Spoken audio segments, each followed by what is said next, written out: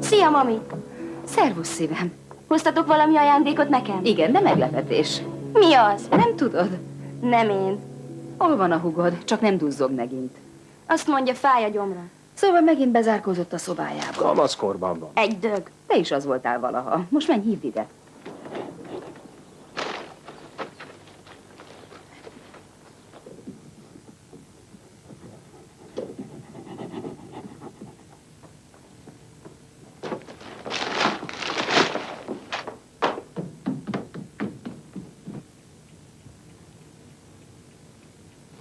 Dög.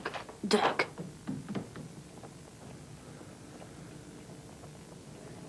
Nem fog velem beszélni, drágám. De szívem, én már voltam fent nála, de hiába. Nem elégszer. Nem tudok hatni rá. Ez az egész nevetséges. Miért? Lehet, hogy igaza van.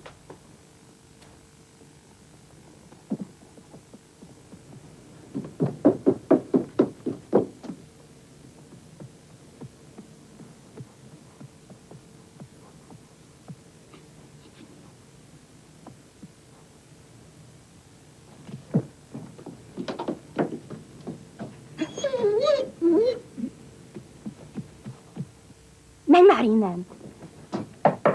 Azt szeretnék, ha lejönnél. Egyszer úgyis ki kell, gyere onnan. Nem duzzoghatsz odabent örökké. Nyisd ki az ajtót! Nyisd már ki!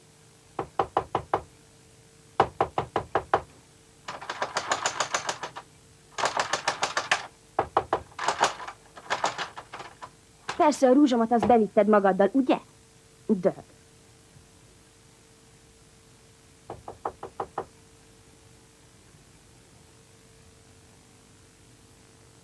És különben is mire vágsz fel olyan nagyon kis béka? Gyere már ki, te dög. Nehogy azt hidd, hogy hiányzol nekem. Anya szeretne beszélni veled.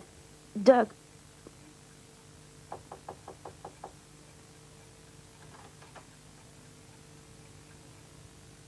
Dög. Dög. Dög.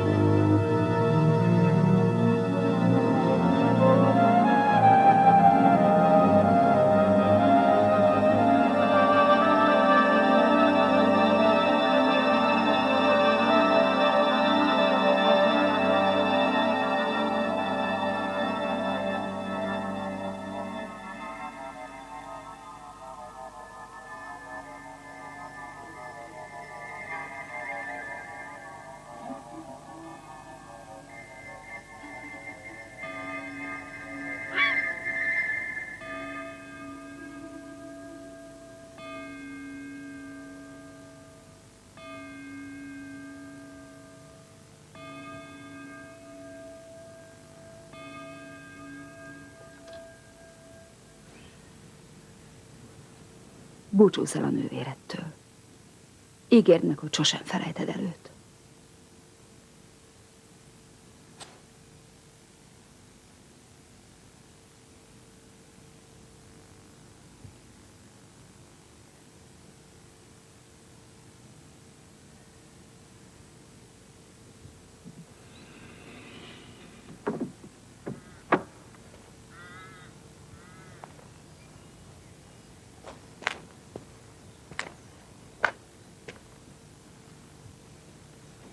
Maradj mellettem, gyermekem. Mit szólsz ehhez? Ez majd eltereli a gondolataidat. Ó, uram, egy leánygyermeked most eltávozott a körünkből. Rövid ideig tartózkodott köztünk, mert az élete tele volt nyomorúsággal. Tudván ezt az úr, mint egy virágszálat letépte, tette ezt pedig azért, hogy lelkét megmentse, hisz aki nem találja helyét a földön, az boldogtalan lesz. Maga mellé rendelte őt a mindenható úr. Sose feledkezzetek el drága halottunkról. Isten példája lebegjen a szemetek előtt, a mindenható úré, aki maga mellé emelte az eltávozott gyermek lelkét. Nem kell aggódnotok. Gyermekünknek csak a teste került itt elhantolásra. Lelke odafenn van ő vele. Csak a teste, mely elporlad, porrálészen és hamuvá. Egyetlen nővéred egyedül a rengeteg erdőben, és senki nem volt, aki a védelmére keljen. Szegény kicsi bárányka. Miért nem tudta megvédeni saját magát? Sok mindent nem tudsz te még. Kicsi vagy te még ehhez.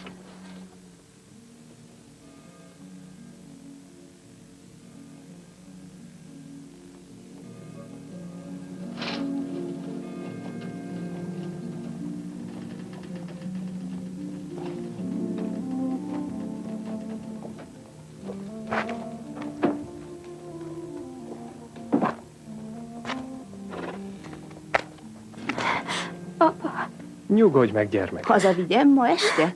Az édesanyja nincsen abban az állapotban, hogy gondját viselje. Megtenné? Hát persze. Anyával szeretnék maradni. Anyád nincs jól, csak a mai Gyere, éjszakáról gyermekem, van gyere szó. velem. Az erdőben mindig vigyáznod kell. Az ösvényről sose térj le, mert az erdő sűrűjében rengeteg veszély leselkedik rád. Mérges kígyók, medvék.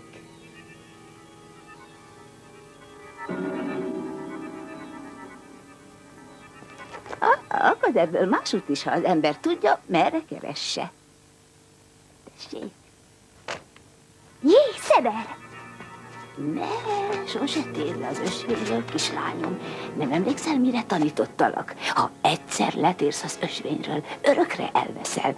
A vadállatok nem kegyelmeznek, az erdő sűrűjében várnak rád. A homályban leskelődnek, egyetlen rossz lépés, és a prédájukká válsz. Hallod őket? Ne szólj semmit, inkább vésd jól a szavaimat az agyadba, mert különben úgy jársz, mint a megboldogult nővéred.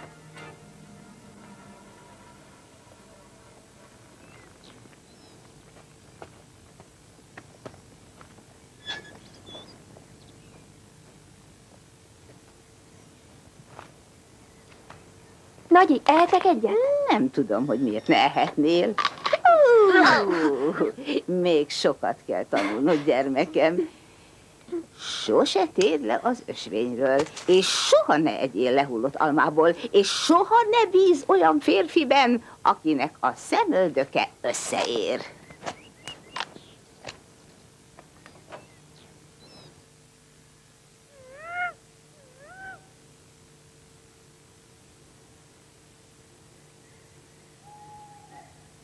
Ez volt a legjobb gyapjúfonal, amit találtam szerte a környéken. Olyan jó puha. Azt gondoltam, kötök egy köpenyt belőle a nővéremnek. De most tudod, mihez kezdek vele? Mihez, Nagyi?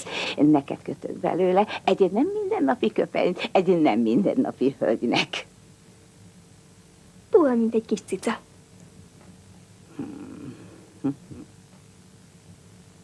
Van itt valami, amit el kéne mondanom Igen? neked. Te talán túl fiatal vagy hozzá. Mondd el, Nagyi. Túl fiatal vagy ahhoz, hogy megértsed. Ne kéresd magad, mondd el. Bár lehet, hogy sosem lehet elég korán kezdeni. Egy farkas megtörténhet, hogy nem az, aminek látszik. Sokféle állarcot ölthet. Ezt hogy érted? A farkas, amelyik felfalta a nővéredet, csak kívülről volt szőrös. És amikor bekapta a nővéredet, ő azonnal a mennybe került. A rosszféle farkasok azonban belülről is szőrösek. Ha belét harapnak magukkal együtt, téged és a pokol fenekére rántanak. Hogy érted azt, hogy szőrösek belül? Úgy, mint egy bunda. Csit, ostoba gyermek. Jól figyelj. Egyszer volt, hol nem volt. Volt egy asszony a faluban. Egy vándorlegényhez ment feleségül.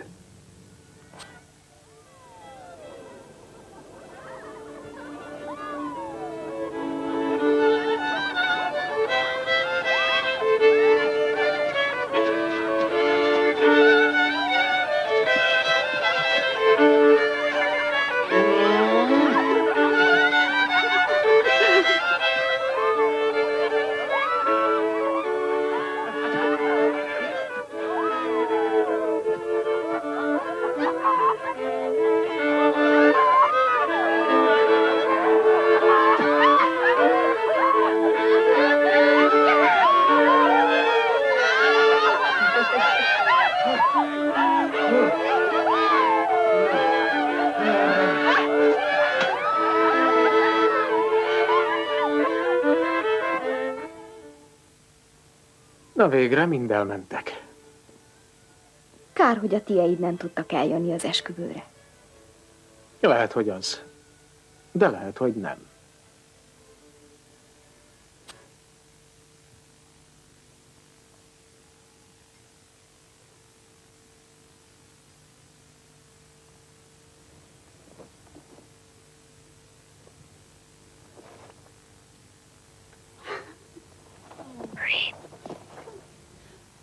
A bátyám biztos azt hiszi, hogy nagyon vicces.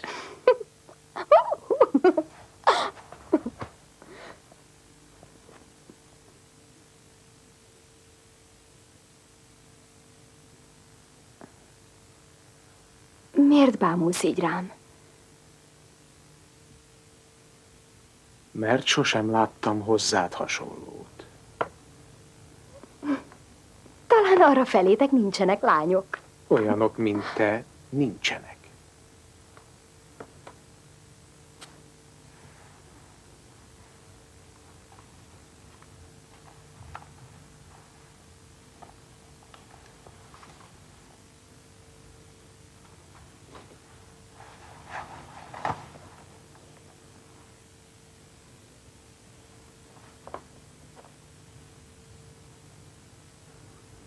Lépj elő a homályból. Hadd nézzelek meg, drágám.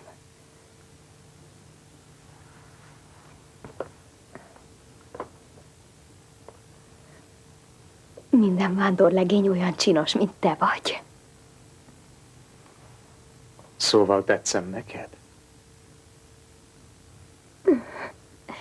Először az összenőtt szemöldöködön akadt meg a szemem. Nem csúfít el engem? Lépj közelebb, akkor megsugom.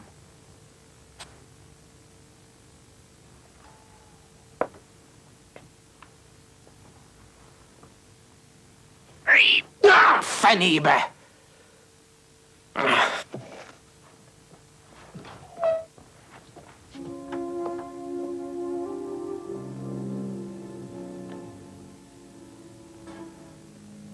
Drágám,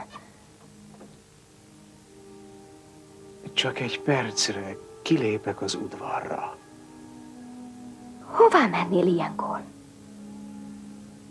Sürget a természet.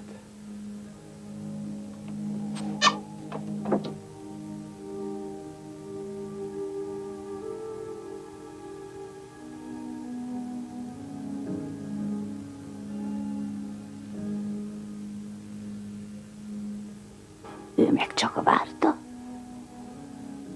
Csak várta. Egyre csak várta. És akkor...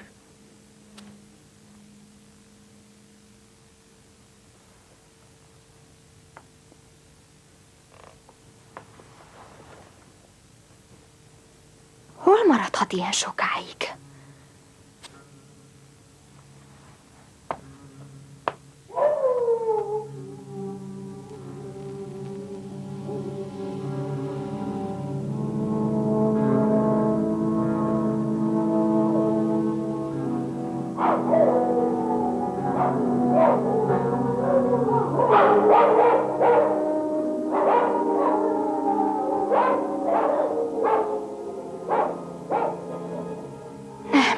Ez nem lehet igaz.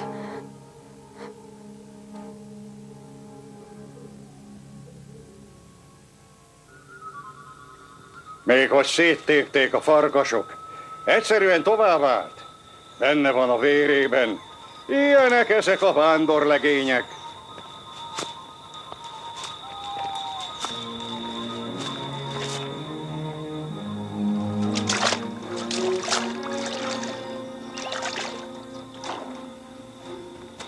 Találtak valamit? A világon semmit sem. Mintha a föld nyelte volna el. Biztosan darabokra tépték a farkasok. Ó, Istenem! De hisz megmondtam, hogy hallottam a farkasok üvöltését. Rátámadtak és felfojták, amikor kiment könnyíteni magát. Ó, én drága uram! A gyilkosok! A gyilkosok! De még fiatalka volt. És jó kedélyű fehér nép. Úgyhogy hamarosan másik férjel vigasztalódott, aki viszont nem szégyelt a bilibe vizelni.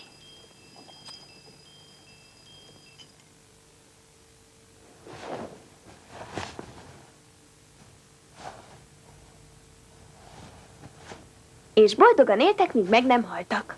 Természetesen nem. Az első idő ugyan elég kellemesen telt. Most már tiszta vagy. Nesze, játsz ezzel. Ó, Istenem, ne kezd már megint!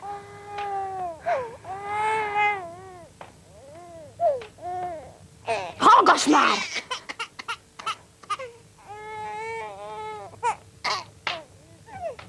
Tessék, egyél! Múltak az évek, és gyermekeket szült az urának. Ekkor persze már nem volt minden olyan fényes.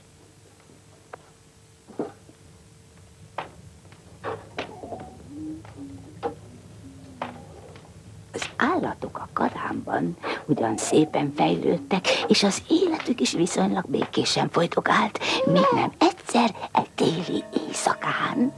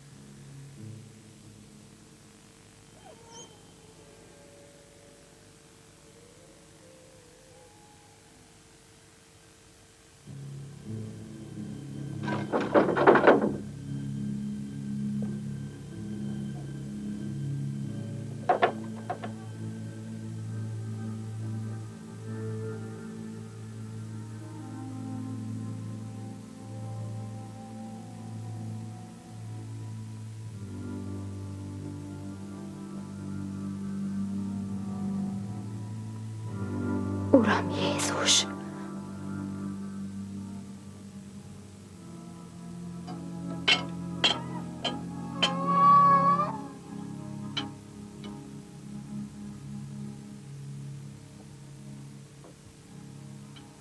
Éhen veszek.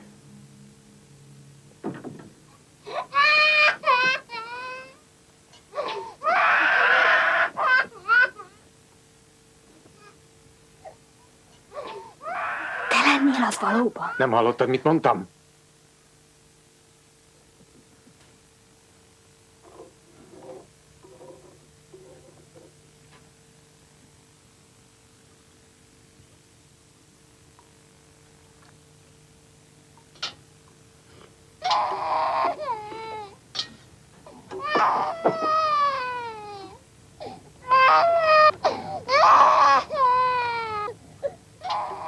Hát ez a három purdé meg honnan a csodából került ide? A hasamból természetesen. A fattyaid! Nem az én véreim! Te ribanc! Házasságtörő! Azt remélted, sosem térek vissza, ugye? Azt hittem, felfaltak a farkasok még mindig jobbak, mint a ribancok. Bár csak még egyszer farkassá válhatnék, Móresre tanítanám ezt a ribancot!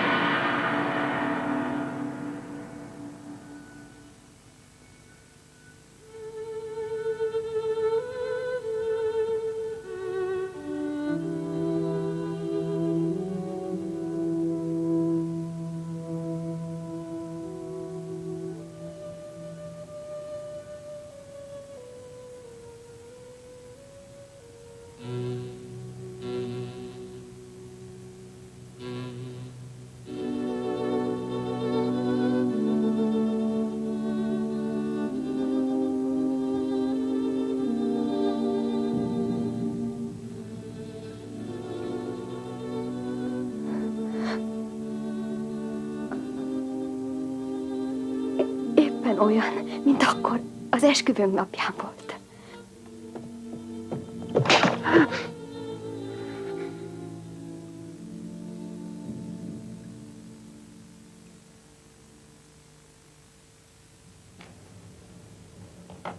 Én sosem engedném meg egy férfinak, hogy megüssön.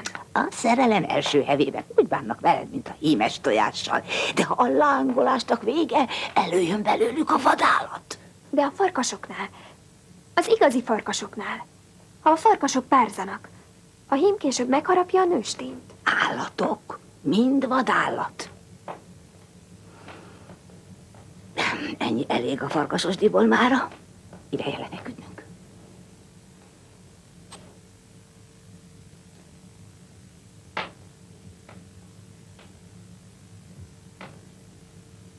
Nem kap egy puszit a nagyanyád? Nem érdemlek talán egy puszit a mesémért?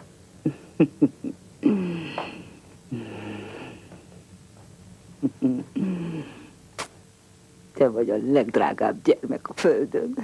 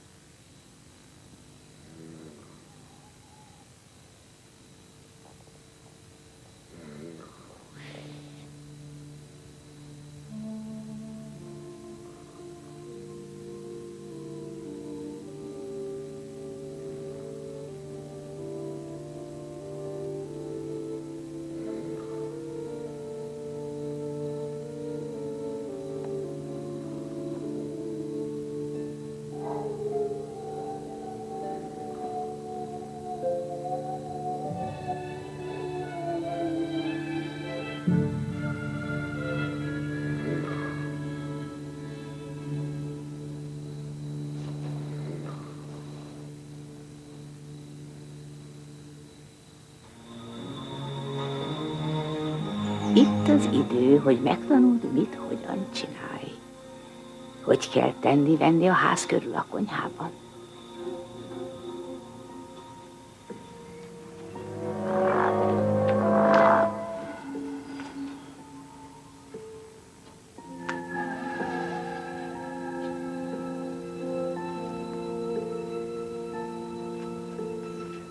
Hisz hamarosan nagy lány lesz belőled. Apádnak és anyádnak szüksége lesz a segítségedre. Különösen most, hogy a nővéred nincs többé. Sok mindent meg kell tanulnod még, gyermekem.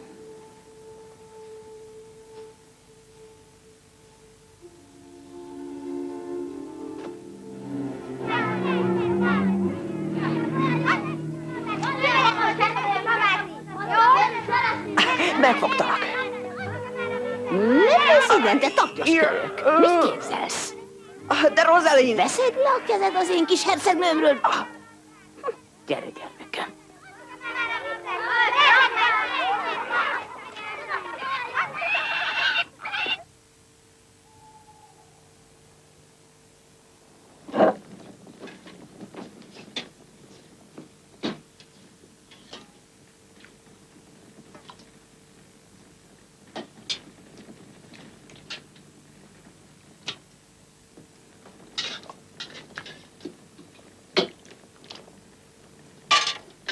Túl sokat készítettem, hármunknak ennyi túl sok. Ne bánkodj. Isten útjai kifürkészhetetlenek.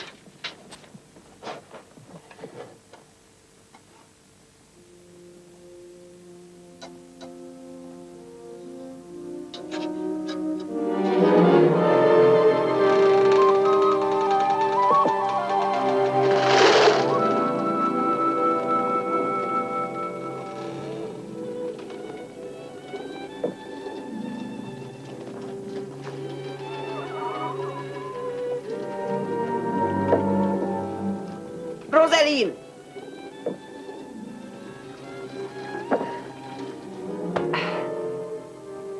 valamit? Mit játszunk? Akármi.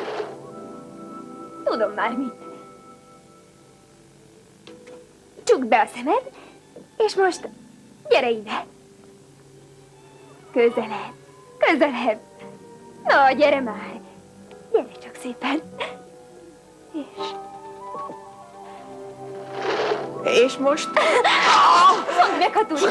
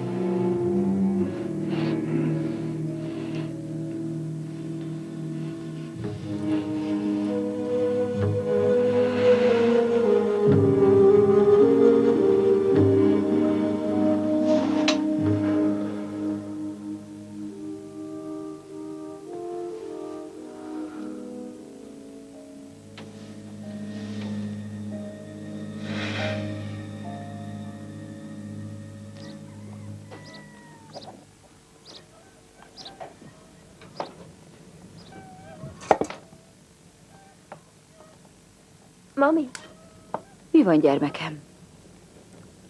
fáj neked? Mi fáj nekem?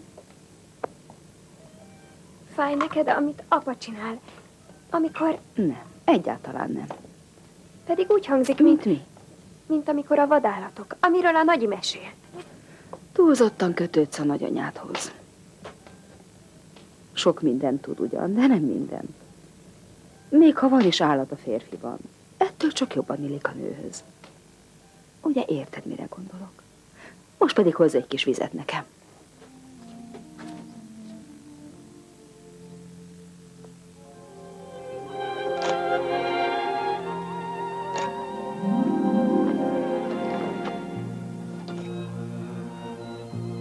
Rosalie, Tessék, hoztam egy kis ajándékot neked. miféle ajándékról beszélsz? Arra gondoltam, elmehetnénk az erdőbe sétálni vasárnap. A mise után. Csak sétálnánk egy kicsit. Miért mennék én sétálni veled? Gondoltam, talán lenne kedved hozzá. El kell kéreckednem. Mondd meg anyádnak, hogy velem leszel. És hogy nem térünk majd le az ösvényről.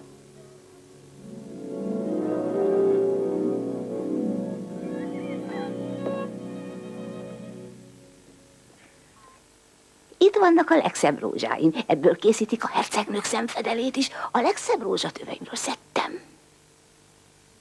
Anya vajon miért nem nevel ilyen rózsákat? Nem a kertészkedés ellen van kifogása. Csak tudod, nem elég ügyes a keze. Jó napot, atyám! Jó napot! Tudod, hogy a papok fattyai gyakran felnőtt korukban farkasokká válnak?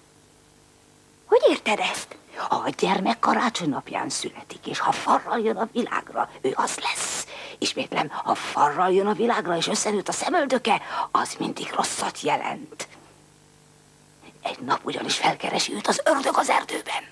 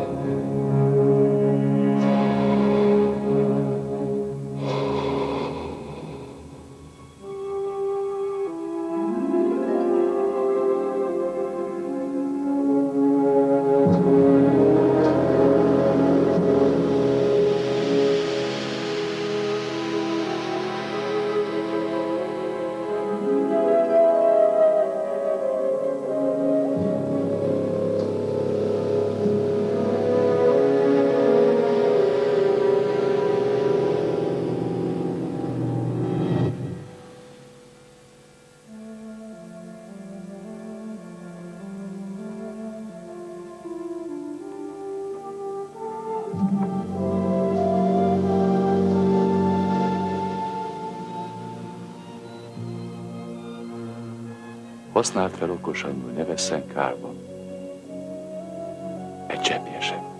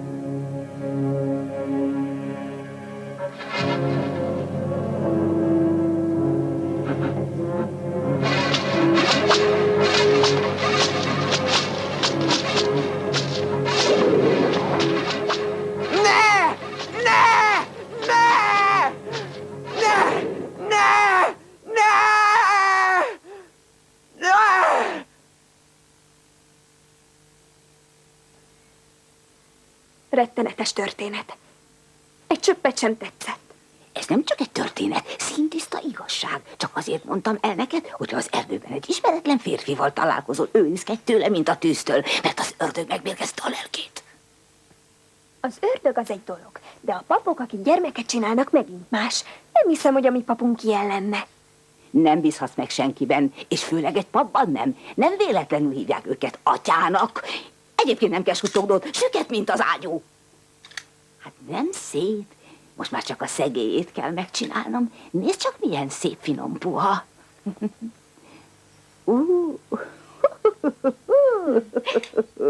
Olyan puha, mint a hó. És milyen szép a színe? Piros, mint a vér. Csak a vénbolondot most is huncutkodik, még odafönn a fán is. Vajon miben mesterkedik a vén majom? Atyám, miközben a mennyben megy a létrafokait gondosan levágja, nehogy véletlenül valaki más is utána menjen, jobban is figyelhetne. Nem olyan? Rendet tartok Isten házatáján, maga vénboszorkány. Egyébként hallottam minden szavát. Akkor pedig vigyázhatna vén fajankon. Valakinek ezt is meg kell csinálni, le kell nyesni az öreg ágakat. Még az örökzöldeket is meg kell nyesni.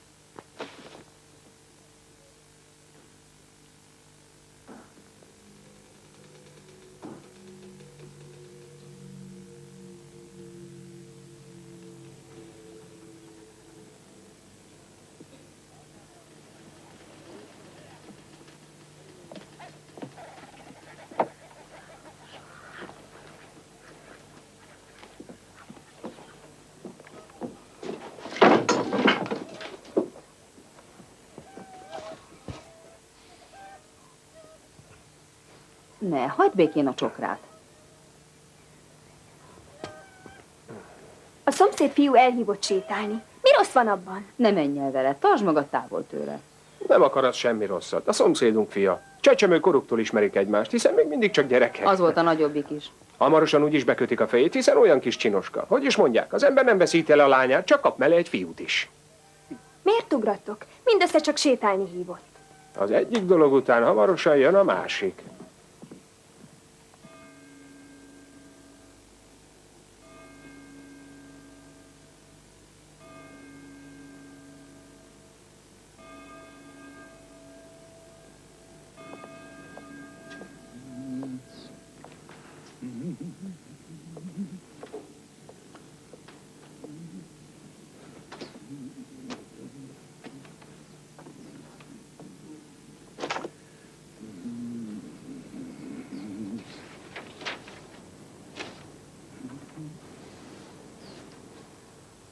Ézsaiás könyve 11. fejezet, a 6. versszaktól a 8. Akkor majd együtt lakik a farkas a báránnyal, és a párduc együtt tanyázik a gödöjével. Együtt legelészik majd a borjú és az oroszlán. Egy kisgyerek is elterelgeti őket. Barátságban él a tehén a medvével, a kicsinyeik is együtt pihennek. és szalmát eszik az oroszlán, akár csak az ökör. A csecsemő nyugodtan játszadozhat a viperafészeknél, és az áspiskígyó üregébe is bedughatja a kezét az anyatejtől elválasztott kisgyerek. Sehol nem ártanak, és nem pusztítanak az én szent hegyemen. Mert a föld úgy tele lesz az Úr ismeretével, mint ahogy betöltik a vizek a tengert.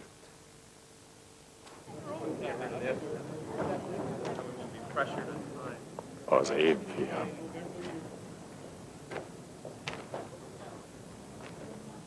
Le ne térjetek az ösvényről.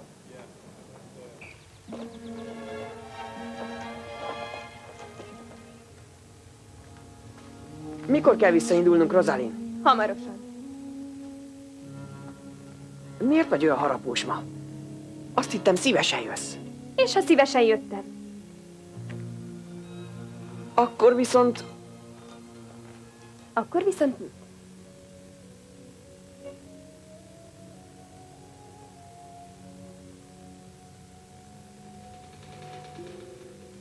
Tudod te? Mit tudok? Oda nézz!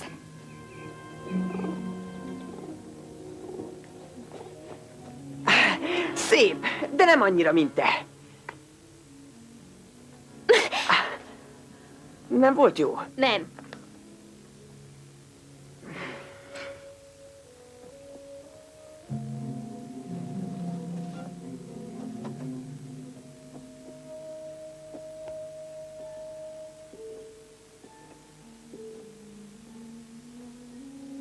Mi a baj, Rosalind?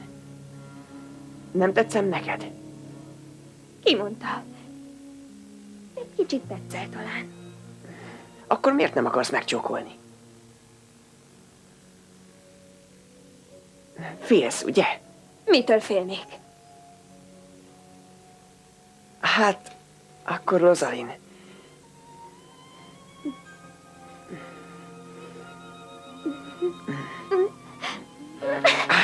Ez nem volt valami túl jó. Csináljuk még egyszer. Ahhoz előbb meg kell fognod.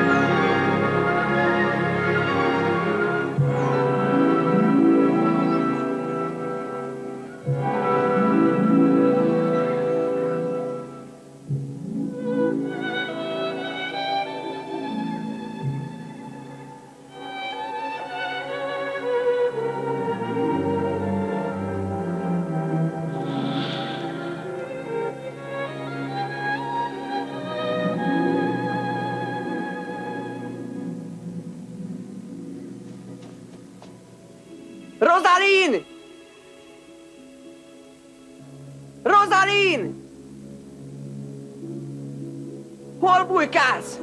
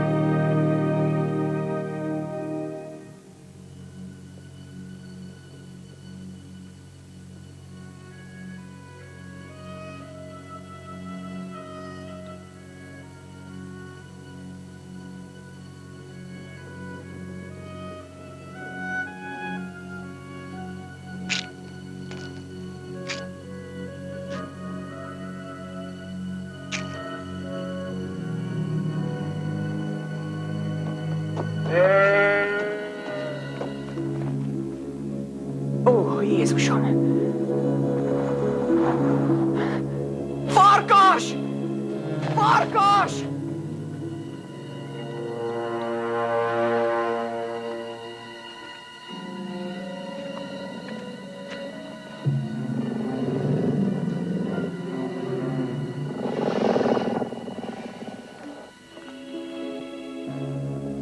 Farkas!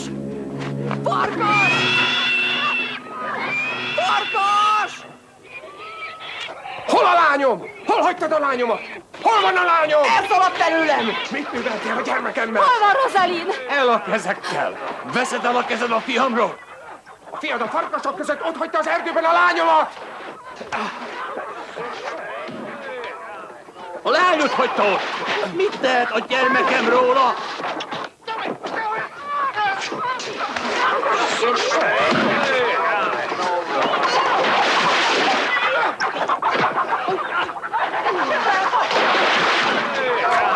Majd én lehűtelek benneteket.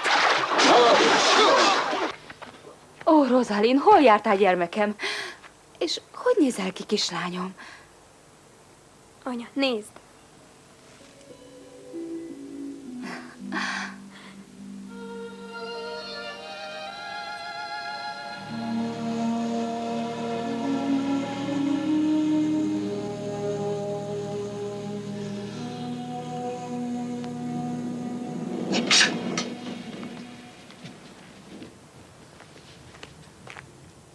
Vigyázni fogsz magadra, ugye? Vidd ezt is magaddal. Nem ez kell ide. A vadállatok csak ezt ismerik. Ha nem ölöd meg őket előbb, ők végeznek veled. Velük csak így lehet.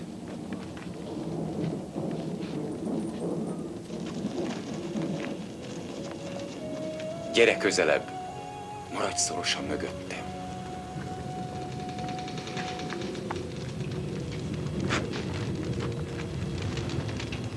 Az, hogy megtámadhatja a falubelieket, összefogást hozott közöttünk. Pedig már máskor is bejött a kúthoz. Látták? Hagyd az üres fecsegést. Most egy vérengző vadállattal állunk szemben.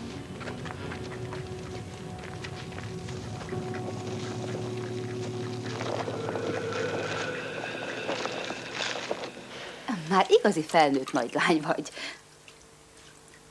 Maradj nyugodtan. Micsoda nagy lány az ilyen. Remélem most jó ideig nem mész ki a fiúkkal az erdőbe. Miféle fiúkkal? Ezek a falusi legények mind olyan bambák. Nagyanyád nagyon elkapatott. Ő beszéltet el a fejed olyasmivel, hogy te külön vagy, és ez a piros köpeny is. Mit vagytok úgy beijedve?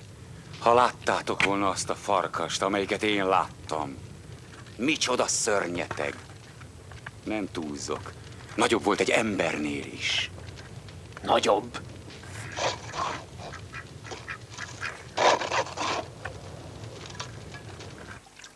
Apa akkor jön csak haza, ha megölik. Csak a vadállat elpusztult. Előtte nem. Addig nem élhetünk békében.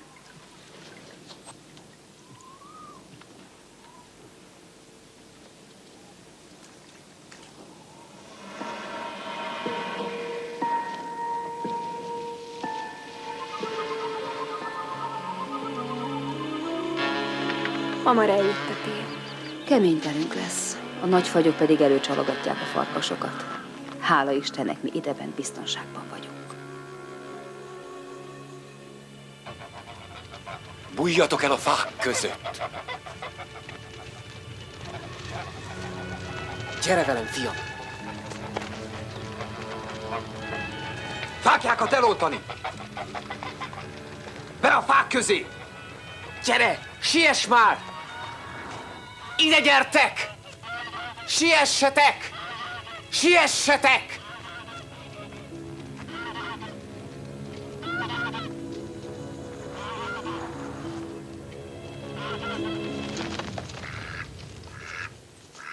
A nagyi azt mondja, a farkasok bőrében nem mindig farkas lakozik.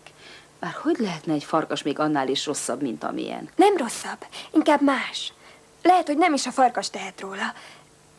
Lehet, hogy egyszer, valamikor, réges-régen. El akarsz mondani egy történetet? Azt hiszem. Na, akkor láss hozzá. Egyszer volt, hol nem volt. Volt egy asszony a völgyben, és a földesúr fia méltatlanul elbánt vele. Úgyhogy elhatározta, hogy elmegy az úrfi esküvőjére, és kiegyenlíti a számlát.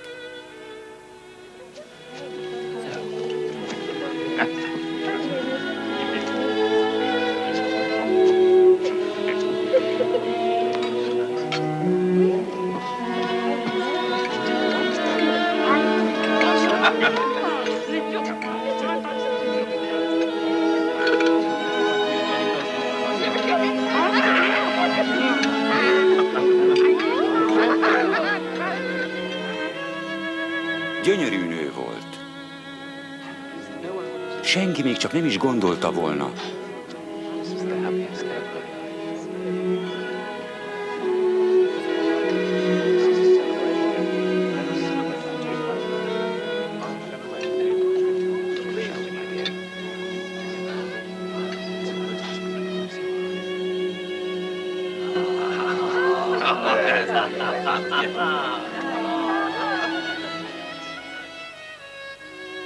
Hölgyeim és uraim, tósztot mondok a menyasszonyra és a vőlegényre. A menyasszonyra és a vőlegényre. Gyerünk, fiam, lássunk egy csókot. Na, mi lesz már? Mi lesz már? Szíves örömest. Legyél odaadó, drágám.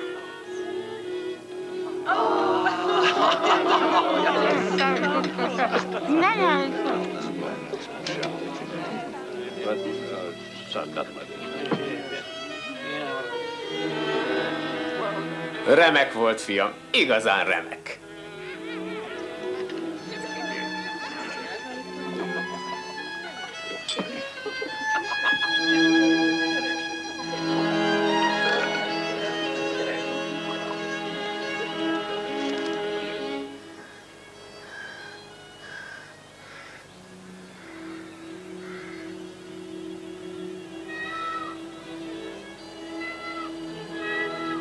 Egészségedre, drágám.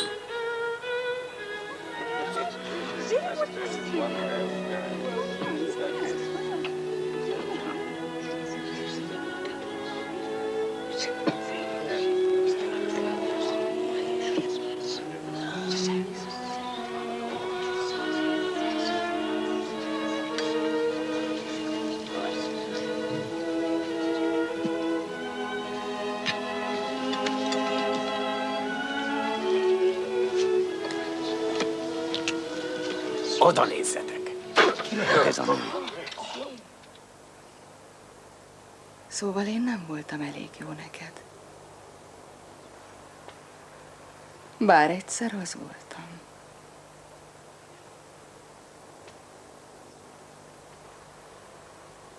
A régi szép időkben.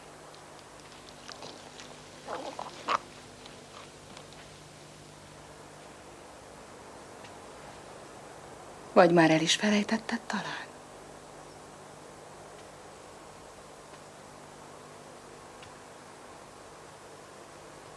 Igen?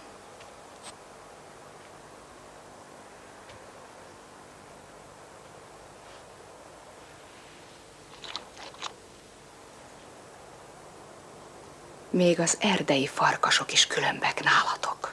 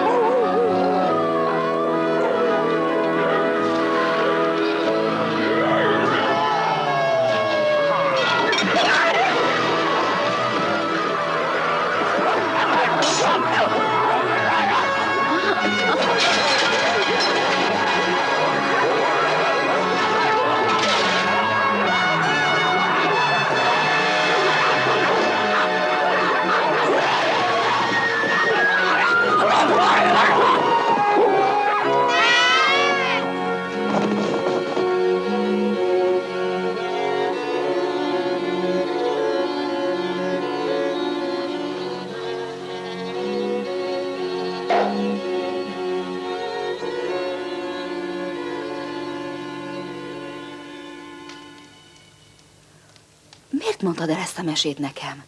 Ez nem mese, színtiszta igazság. A nagyi mondta. És aztán az asszony parancsára a farkasok éjjelente eljártak hozzá, és a gyermeknek is nekidaloltak. Szereládot adtak. Mi abban az élvezet, hogy az ember egy farkas üvöltését hallgatja? Hisz állandóan erre kényszerülünk. Az élvezet az, hogy tudta, hatalma van fölöttük.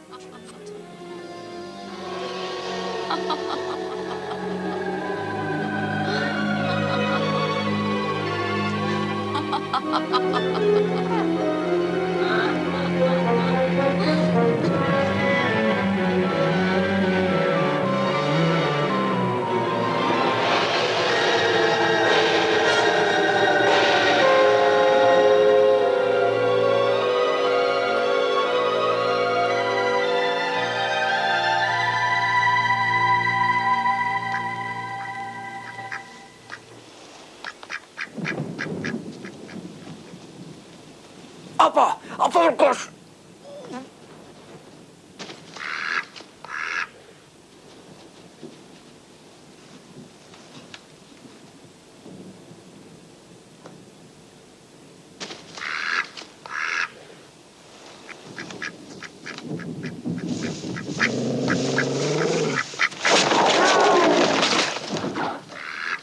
Most megvagy! Ezt nem úszod meg!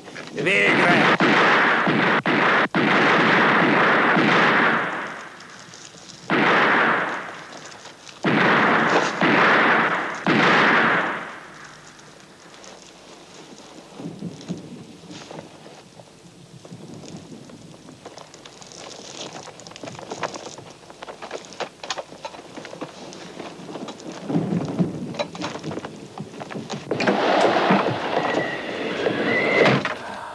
Isten neve legyen áldott.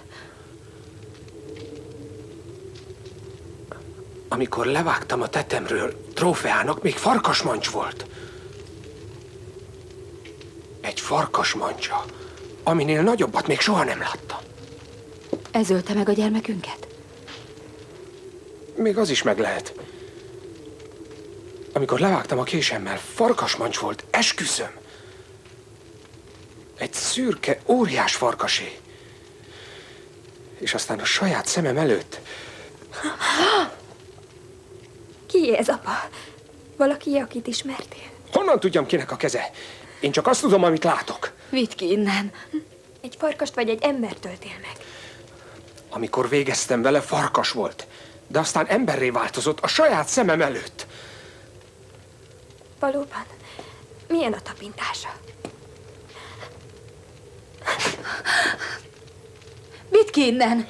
Akármi is legyen, már halott. Temessük el, vagy égessük el, apa?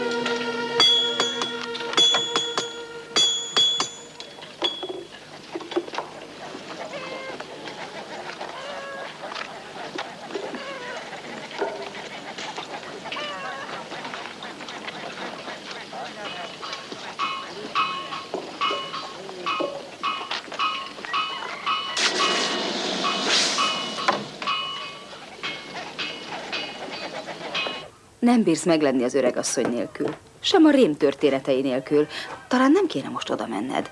Apa megölte a szürke farkast. Most már biztonságban leszek az erdőben. De lenne térj az ösvényről, és vigyél magaddal valamit, hogy megvédjen.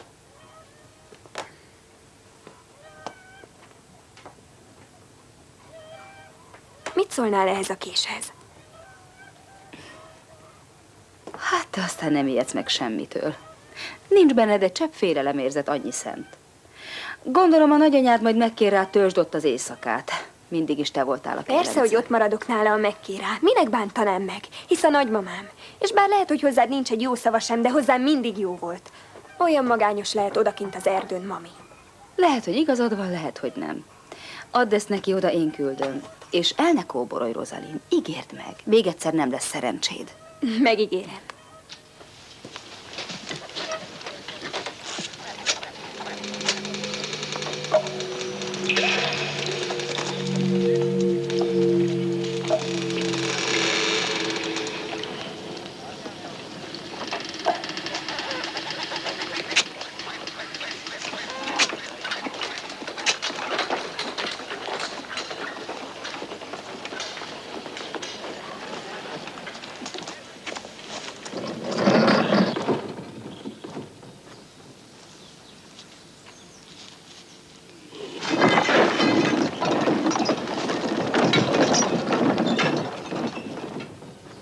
Rosalind!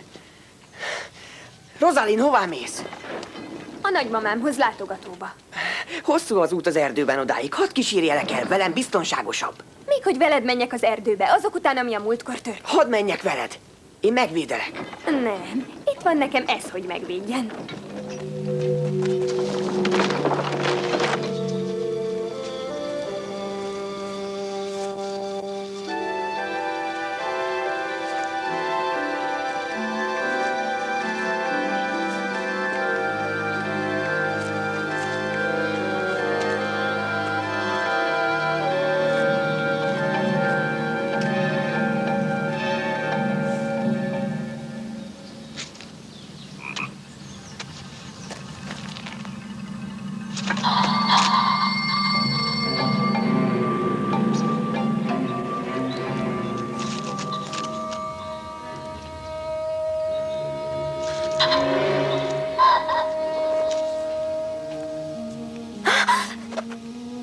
Hölgyem, Hát maga meg honnan került ide? megijesztettem volna? Bocsásson meg. Milyen szép ruha van magán. Vadászni volt? A lova hol van? Elvesztettem a lovam, és a kísérőimet is, ifjú hölgyem. És el is tévedt. Azt hiszem, már nem. Mondja csak, megkínálna egy kortyitalal és egy kis harapnivalóval?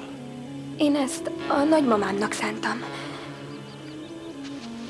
Tudok ott fent egy piknikezésre kiválóan alkalmas helyet.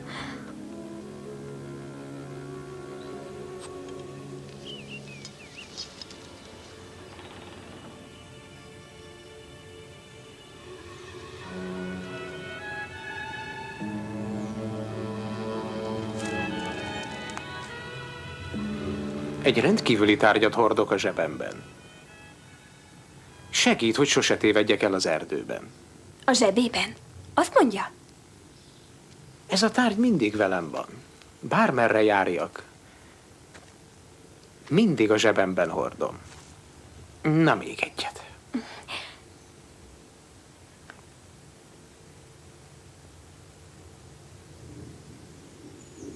Harapjon még.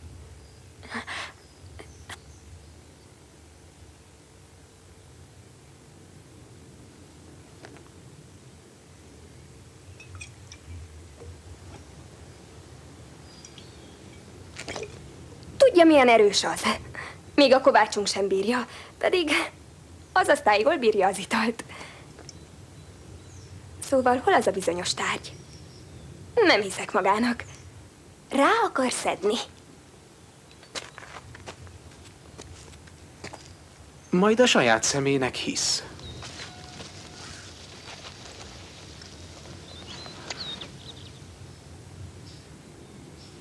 Ez a kis mutató mindig északot mutatja, bármerre járok. Szóval én mindig pontosan tudom, merre járok.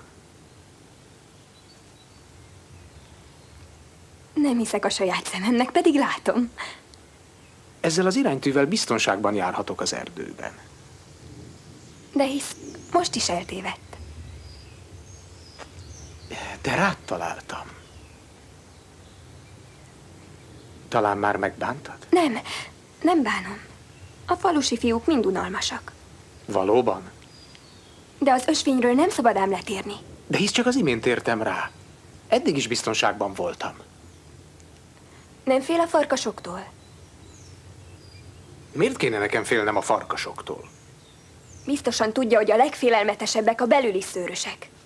Öreg asszonyok meséi, tele vannak mindenféle babonával. Egy okos, szép fiatal lány, hogy hihet ezeknek az őrült meséknek?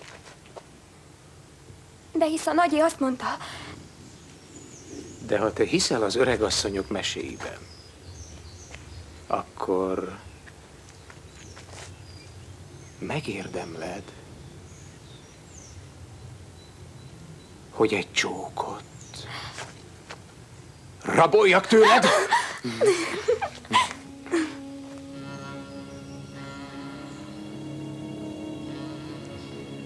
Megmutatom neked, hogy nem félek a farkasoktól, Rosalie. Kössünk egy fogadást. Legyen a tét bármi, amit csak kívánsz. Fogadjunk, hogy előbb érek a nagymamát házához, mint te. Hogyan? Úgy, hogy én az iránytűmet használom az erdőn át, míg te a hosszú, kanyargós ösvényt követed. Legyen a tét az iránytűd. Szóval az iránytű. Legyen óhajod szerint. És ha veszitek? Akkor megjutalmazol egy csókkal.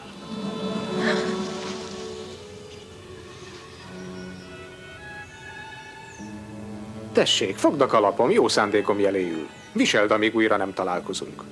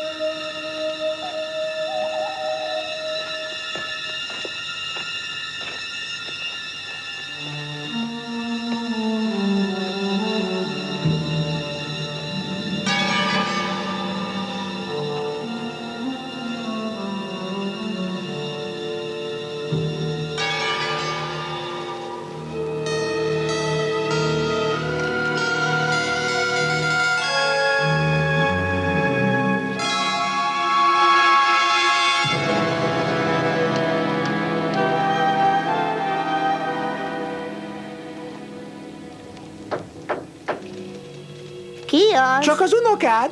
Told el a reteszt és kerülj beljebb.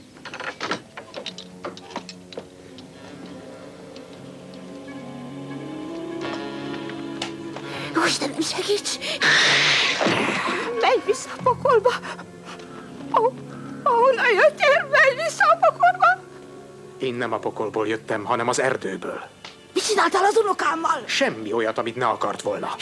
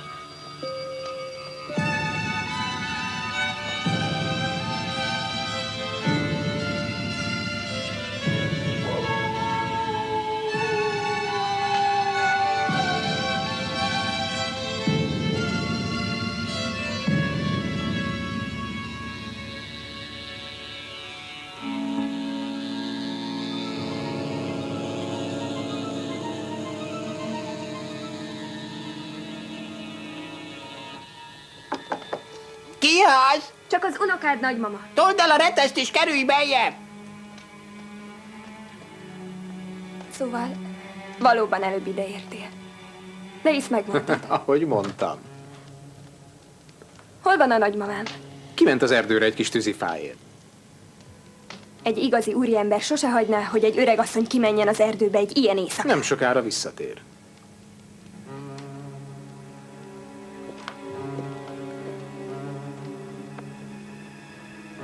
Nem látom sehol.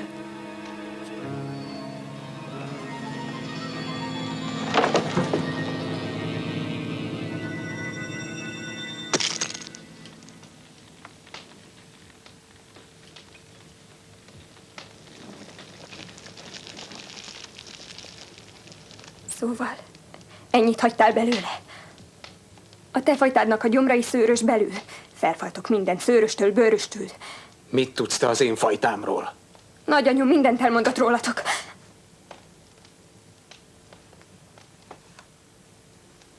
Nagyon félsz tőlem? A félelemmel most úgysem mennék sokra, nem igaz? Milyen nagyok a szemeid. Hogy jobban láthassalak. Azt mondtam a nagyinak, hiszem, ha látom. De nem hittem volna. Biztosan átfagytál. Vedd le a köpenyed.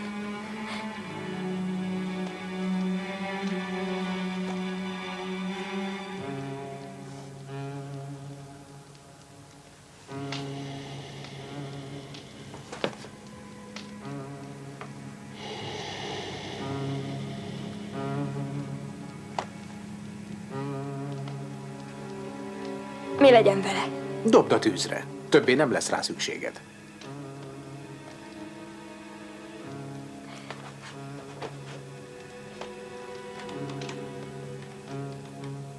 A te fajtát senkinek sem kegyelmez.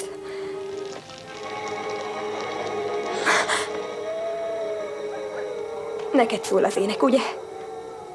Ők csak a kísérőim, Rosalind. Szeretem a farkasok társaságát. Pillancs ki az ablakon, és meglátod őket.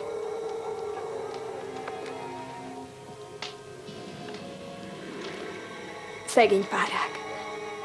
Dermesztő a hideg odakint. Biztosan fáznak.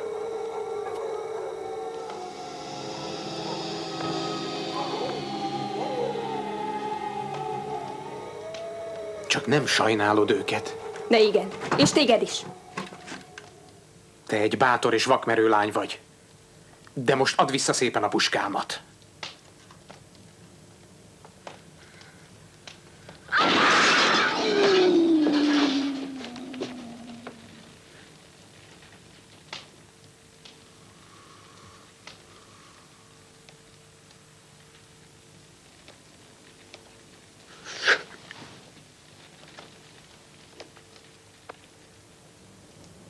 Hozzánk tartozol? Vagy közéjük? Sem ide, sem oda. Mindkettőhöz. Mondd, te hol élsz? Közöttünk? Vagy közöttük? Ide-oda járok a két világ között. Nincs nekem otthonom sehol sem. Ember vagy csak annak öltözöl, ahogy a nagyi mondta.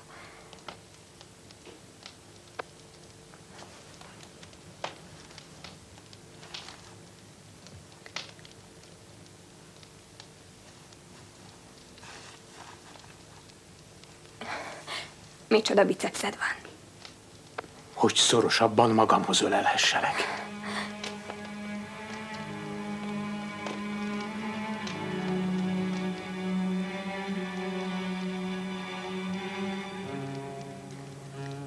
Nos, talán ilyennek születtél.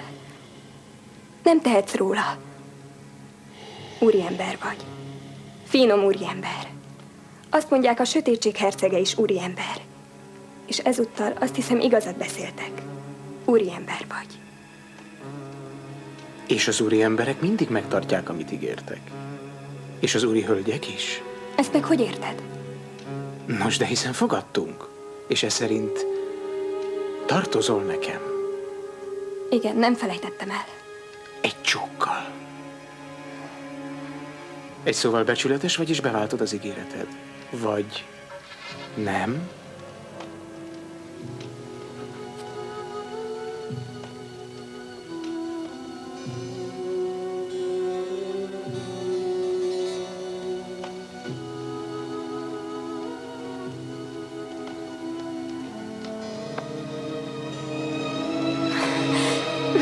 Jézusom, milyen hegyes a fogad! Hogy jobban bekaphassalak.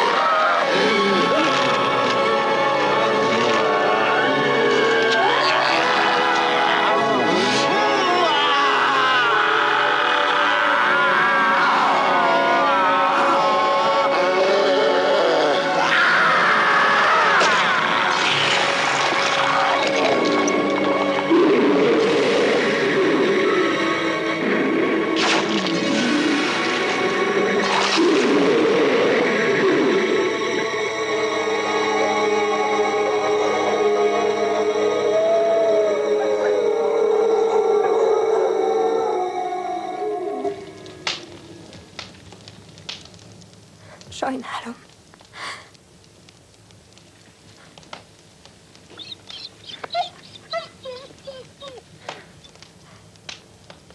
Nem tudtam, hogy egy farkas is tud sírni.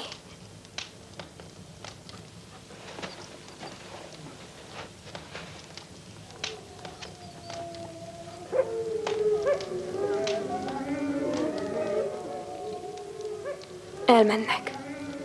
Teljesen magadra maradsz. Én pedig elmondok neked egy történetet a megsebzett farkasról.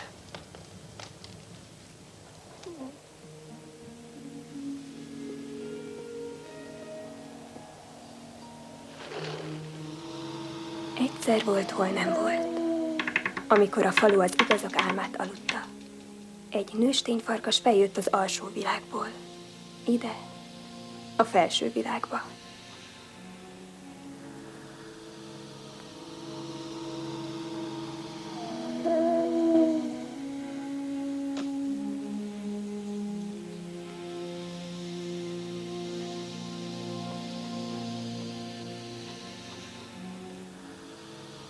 Nem akart rosszat senkinek, de valaki észrevette.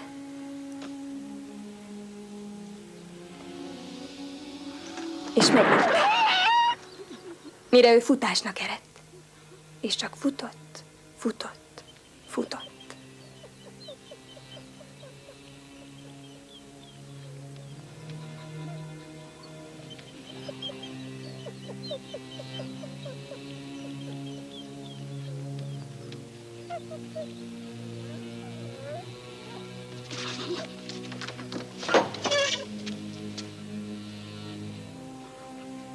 Ki az? Ki jár odakin?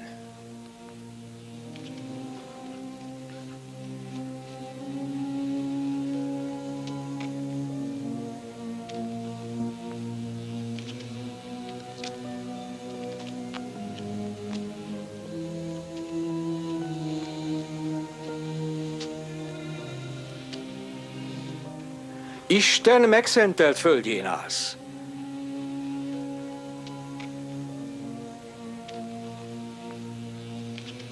Tudsz beszélni, gyermekem?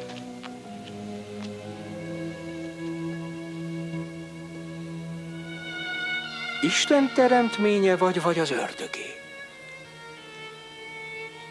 De mit érdekel engem, kinek a teremtménye vagy? Csak az számít, hogy szegény néma árva gyerek vagy. Úgy, jól van, jól. Tartsad csak. Be fog gyógyulni idővel. És a seb begyógyult, hiszen még csak gyermek volt, aki letért az ösvényről, de nem felejtette el, amit ott látott.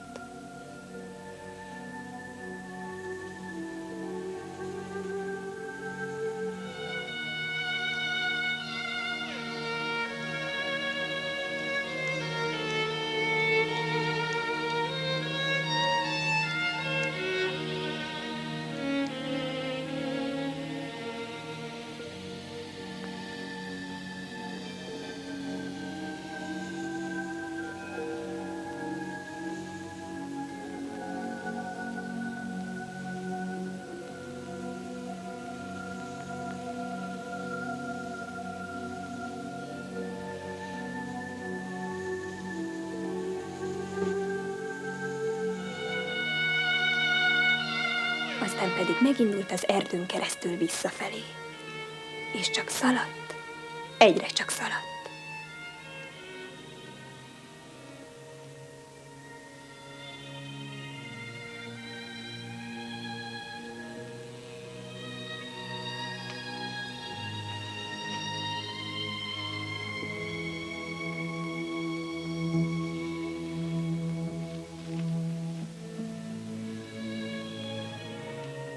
Vissza a kúthoz, vissza a faluba, oda, ahonnan egyszer elindult.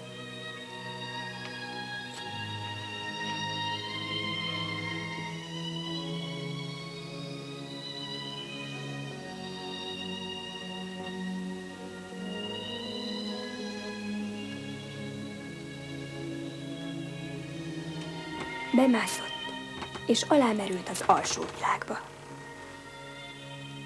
Itt a vége. Fuss el véle.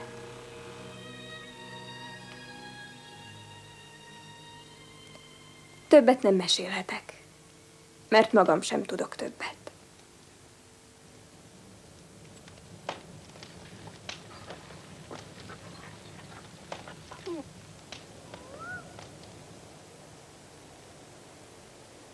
Rosalie! Rosalie! Rosalie!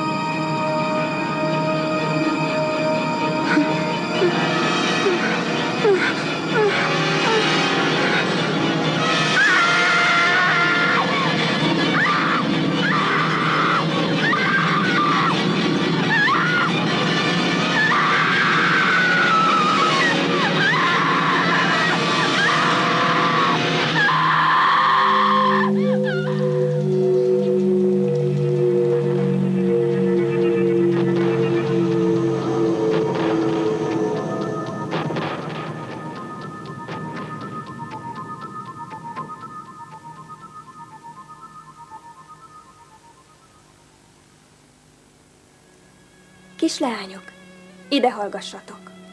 Utatokon soha meg ne álljatok. Vissza ne forduljatok, idegenbe ne bízzatok. Szóbeszédre ne hallgassatok. Csinosak vagytok és eszesek, ezért soha el ne feledjétek, hogy a farkas minden férfiban benne rejtezik. Minél simább a beszéde, annál nagyobb a veszélye.